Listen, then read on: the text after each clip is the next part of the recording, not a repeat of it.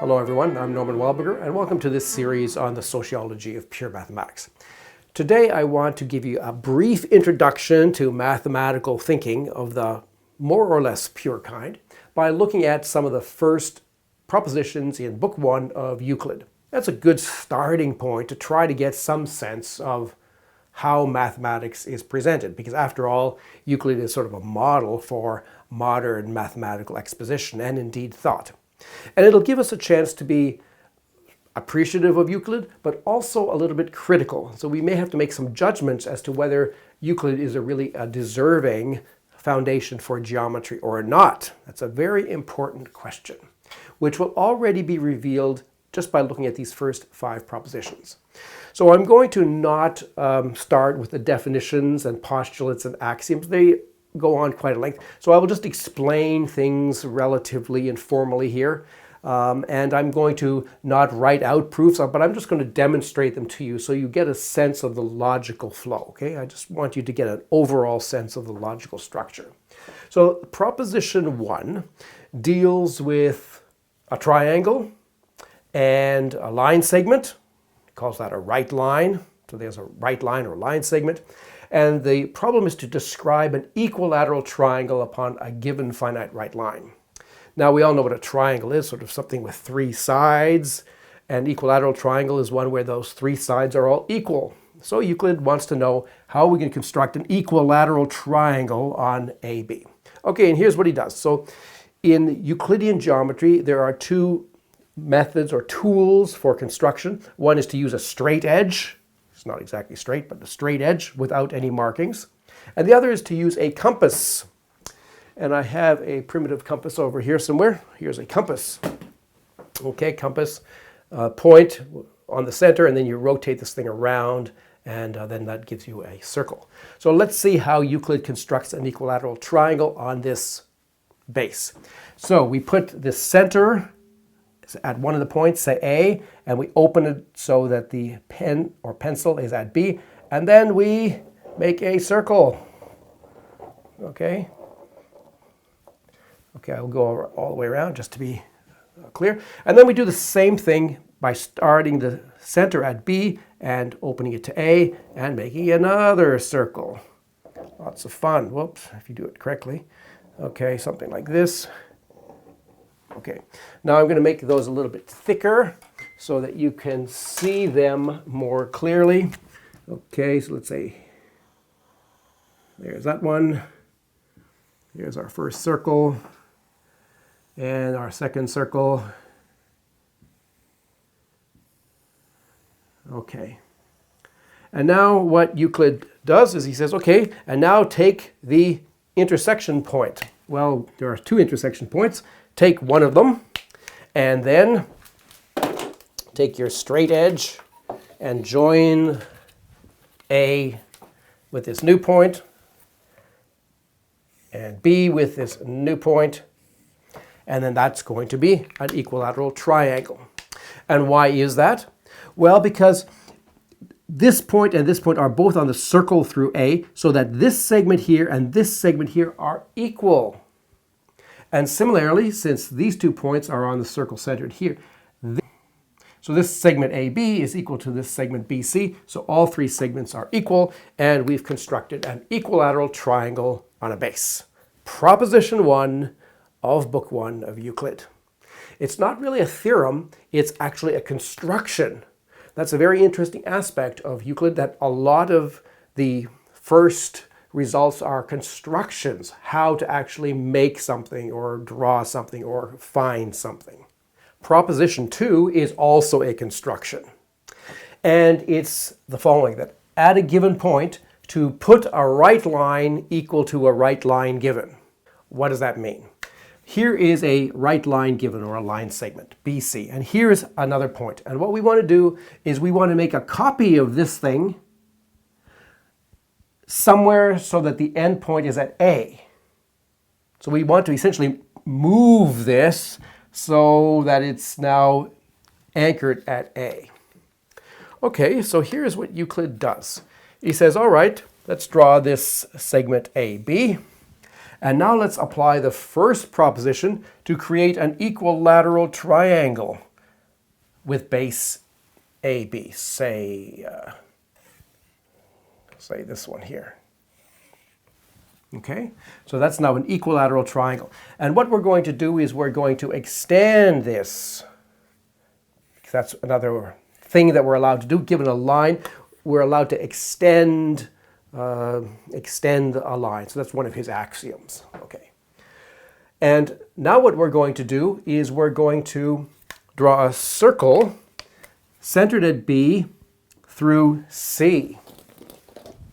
Let's take our compass, centered at B, open this so that that's C, and I'm not going to draw the entire circle, just enough of it that I need. Maybe I'll do it in a different color. Let's say green. Okay, so there's a circle, or the part of the circle that I've just started there. It's a circle centered at B through C. And then I'm going to look at this point here. What do we know about this point here? This segment here is equal to this segment here because they're both radii of this circle that we've just constructed.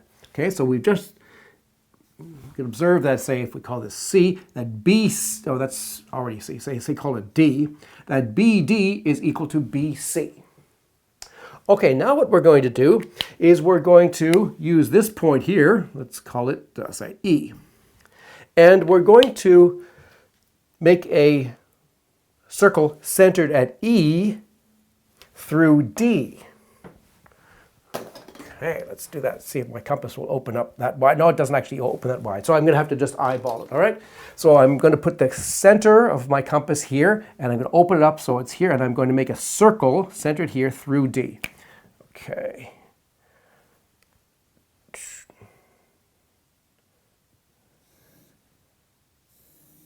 How does that look? Something like that. Okay. And I'm also going to extend this line so that I get now this segment here. There's F. Okay, now let's have a look at this. We claim now that this AF is actually equal to BD and therefore equal to the original BC. Why is that? So Euclid says, well, look, this segment here from E to D is the same as the segment from E to F because these 2 points are on a circle centered at E. But this thing here is an equilateral triangle, so that this side here is the same as this side here is the same as this side here. So if this segment is equal to this segment, and this segment is equal to this segment, then this segment here, which is sort of the remainder that you get when you take this big segment and remove that one, is the same as this segment, which is the remainder that you get when you take this one and remove that one. Okay, so the conclusion is that CB, that segment, equals the segment BD equals the segment AF. So what we've managed to do is take this original segment and find a copy of it, namely AF, that's what we're interested in, which is through the point A that we started with. So quite clever, and utilizing in a nice way the first proposition. So we see this logical development that Euclid wants to organize things so that he's using things that he's already established to prove new and better things. Now, this is a lovely construction that Euclid is able to do. So here we are at proposition 3, and it says, it's another problem or construction, 2 unequal right lines being given, to cut off a part from the greater equal to the lesser. There's a segment, there's another segment, this one is greater than this one, and we want to cut off from this greater one a piece which is the same as that one. How are you going to do that? Well, we're going to just use the previous proposition. Allows us to copy this thing here so that we get a segment emerging from A, but not necessarily in this direction, perhaps in some other direction. So if we did that kind of thing, maybe we would have something that extends in this direction here, something like that, And let's say that point is D. And we know from the previous proposition that we can then find this segment here so that AD is equal to the original segment C. Okay, now what? Well, now it's relatively simple. We get our compass and put the center there and through there, and we make our little circle. Make it a little bit bigger so you can see it. Here's our circle, which gives us our new point, A, B, C, D, maybe E. And now clearly AD is equal to AE.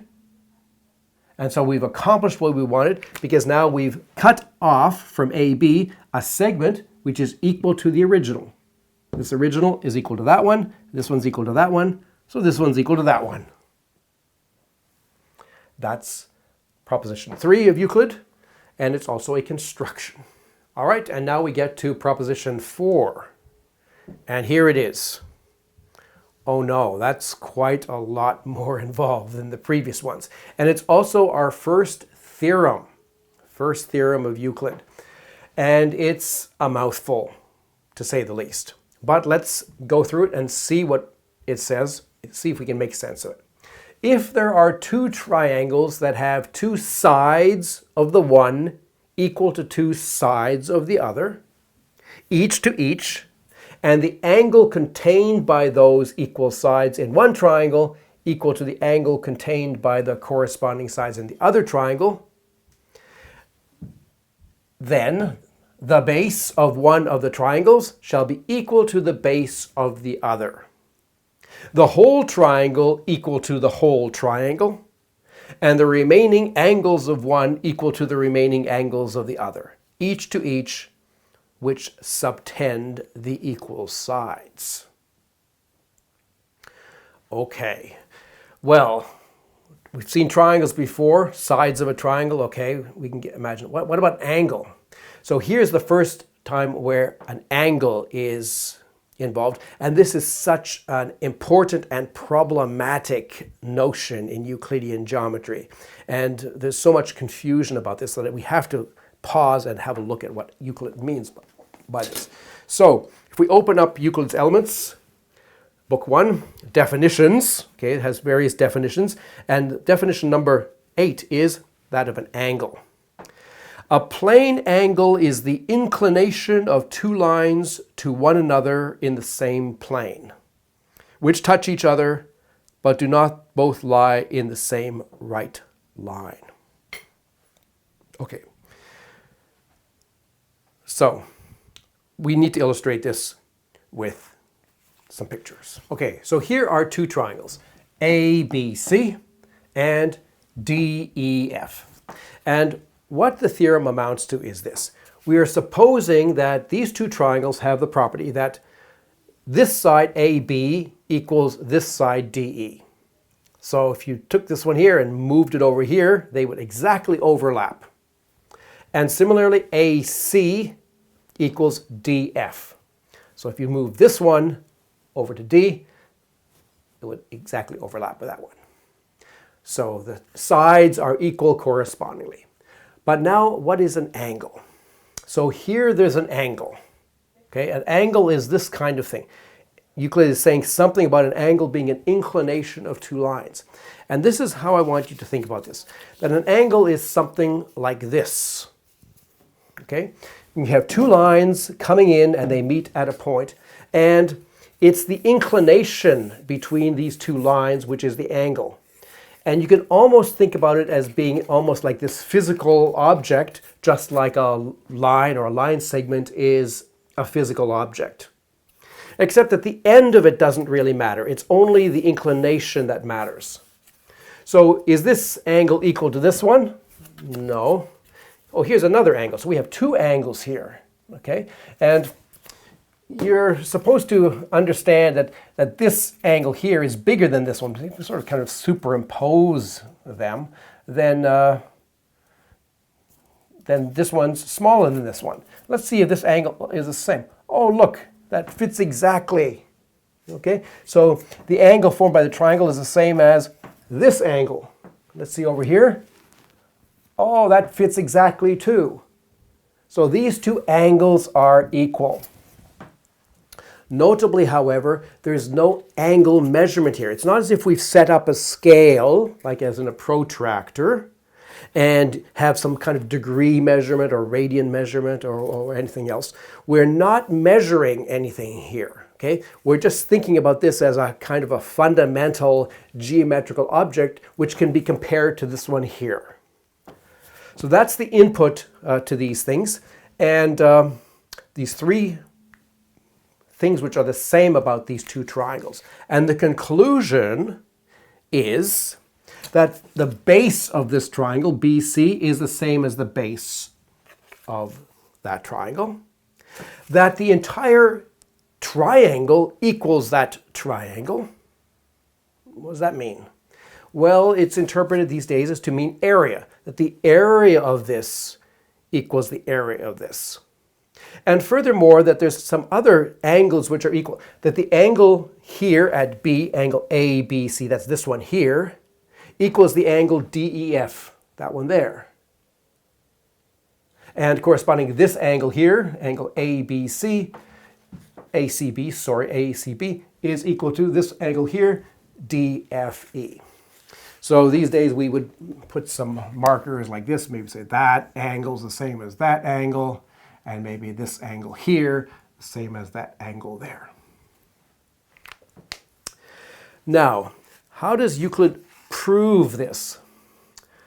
Well, it's an argument sort of by superposition. Okay, he says something like, well, imagine moving this thing here, like moving this thing here, so that you're superimposing A on D, and then this is lined up with that one, and then this one here will be lined up with that one, and they'll be basically superimposed upon each other. So he invokes a notion of superposition, but unfortunately, if you look in the definitions and such, there's no description of what that might actually mean. So it's definitely a kind of weak argument, I think we have to be fair to say. Okay? But this is a very important theorem. It's traditionally called a congruence theorem because it turns out these triangles are what are called congruent. Okay? And it's called the side-angle-side congruence theorem. So it's a very important theoretical result, but I think we can agree that, honestly speaking, even if you look carefully at the definitions and postulates, it's not really supported, really, by a logical structure. But it's convincing enough if you work at the level of pictures and sort of physical things, moving physical things around. You can follow the argument, right? You can kind of just moving this over here and they kind of overlap, and then once they overlap, well, all these things are going to be equal. Okay, and our last result, proposition 5, which is also a theorem, it's the second theorem in the book.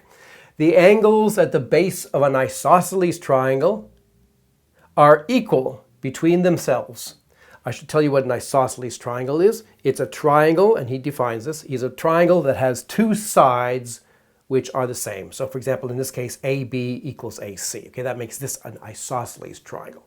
And he's saying that the angles at the base, so this is the base of this isosceles triangle, are equal between themselves. So this angle and this angle are equal. And if the equal sides be produced, extended out a little bit further, then the angles under the base shall be equal by themselves. So he's saying that if we start with the assumption that AB equals AC, then it follows that this angle is the same as this angle, and this angle here is the same as this angle.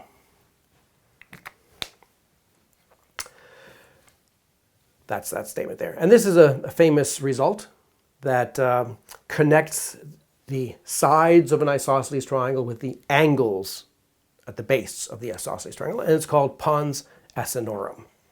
Sort of a bridge that an ass has trouble getting over. So it's a kind of a substantial result. So Euclid's proof of this is also maybe a little bit questionable. In later years, Pappus, I think, came up with an argument which is kind of interesting, and it maybe is found in some versions of Euclid, which is to think about two different triangles here. Okay, this takes a little bit of getting used to. Looks like there's only one triangle, but we can think about that triangle as two different triangles. So we can think about the triangle ABC, and then we can also think about the triangle ACB. Okay, now if we do that, and we think about it for a little while, then we see that the previous proposition actually applies to these two triangles, which are in some sense they're the same, but they're actually kind of different. Because there's two equal sides and there's an obvious angle between those sides which are equal. And so that then allows one to deduce that all the rest of the things in these two triangles are the same. In particular, this angle has to equal this angle. And then there's some kind of argument as to that, how that implies that these other angles here are also equal. So that's kind of a brief, simplified version of the argument for pons asinorum, proposition 5 of Euclid, book 1. So it's really important to pause now and to collect our thoughts and to pass a kind of an honest judgment on what's happened so far. Of course, we haven't looked at the definitions and the postulates and the axioms, but if you did, I think you would still agree with my assessments here, that there are some serious logical problems with Euclid so far in these first 5 propositions. In proposition 1, our very first proposition, when we were constructing an equilateral triangle, how do we know that the circles that we drew 2 circles, and then they overlapped, at least in the picture that I showed you they overlapped, but how do we actually know that they meet? Because if you just draw 2 circles in the plane, maybe they don't overlap, like maybe it's like this, or maybe there's a big circle here and a smaller circle inside it. So there's no postulates or assumptions that allow you to make a deduction. And there's some more subtle issue here as how do you tell where these 2 circles are meeting? And that's what Euclid assumes. In proposition 2, we're talking about greater and lesser segments. Okay, we have an intuitive idea of what that means, but what exactly does that mean? So that definitely relies on our sort of visual representation of the segments. We have to see them on the board to say, that one looks bigger than that one. Okay, but is that going to be an essential part of this geometry, that we're going to look at things and make judgments depending on our visual understanding? So yes, it's going to be. Euclid definitely does require that in quite a lot of key places. In the proposition 4, the congruence theorem, okay, I think there's quite a lot of things that are inadequate with that. The definitions are inadequate. The notion of an angle already is highly problematic. It's just not tight enough, and it requires this sort of visual understanding. You have to draw a picture and say, okay, this is an angle. Okay, that's an angle, and if we cut it like this, well, it's still there. That's the same angle. It's not entirely clear what that is.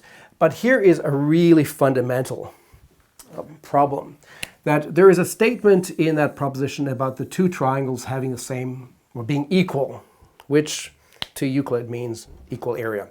But there is no prior theory of area in Euclid. This is hugely problematic because it turns out that area becomes a fundamental concept for Euclidean geometry. Okay? And here, even at the very early stages, we see it being introduced without being clearly defined. And it turns out that when you do investigate the foundations of geometry, that area plays a crucial role. In fact, it's almost like a first quantity that you really have to identify. And it's a very subtle issue. Okay, so that's a very prominent lack that we see here in proposition 4.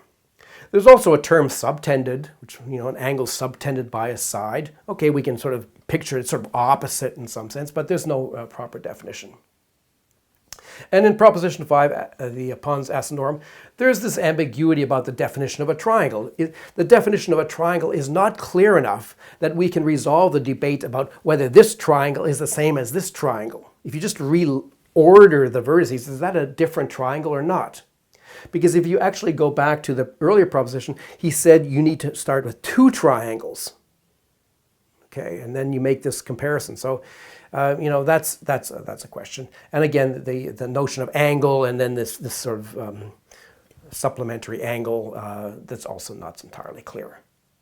So these are some of the objections, and then as you proceed in Euclid, there are many more such objections that one can raise, and that probably one should raise. But is it fair to look back on Euclid with this modern mathematical perspective and judge him, for whether he's setting up a foundation for modern pure mathematics or not? Probably not entirely fair. We really have to understand Euclid in terms of his aspirations and what he was trying to do, at least as much as we can judge that. And I think it's fair overall to say that Euclid is actually more oriented towards applied mathematics than pure mathematics. I know Euclid is considered to be a basis for pure mathematics, but that's not really the case. Euclid is interested in describing physical reality, the physical reality of what you can draw on a page with a straight edge and a compass. And in some sense, it's an ideal aspect of that reality, because in real life, lines have thickness and points have some discrete measure. Otherwise, you can't see them. So he's abstracting that. He's saying, okay, in order for our theorems to really work, our lines have to be so thin that they're really of no breadth at all, and our points have to be so small that they have actually no extent. Okay, but he's still trying to just make accurate statements about the world in which we live in. And I think if we look at it from that point of view, he's describing physical reality. And so the reliance on pictures, the reliance on our visual understanding, it's not something to be criticized in that context. But we have to draw the inevitable conclusion that attempts to pin the foundations of modern pure geometry on Euclid are unlikely to succeed. If our job is to try to understand the foundations of modern pure mathematics, then to say, okay, well, we'll just follow Euclid, that's not going to work. So unfortunately, that's what's being done for the last 2,300 years. There's sort of this default that even against the obvious problems that Euclid has, we'll still think of it as being a foundation for pure mathematics. And that's why John Keel writes so strongly about the critics of Euclid. He would probably include me, okay? So I'm on the fence here in some sense. I'm a great admirer of Euclid and think it's fabulous work. But on the other hand, I think the logical difficulties as a foundation for pure mathematics are so self-evident that it's clear that it's not going to suffice. We need to do something quite different if we want to build up mathematics logically and clearly and correctly. So lots to think about from a sociological point of view. I'm J Wildberger. Thanks for listening.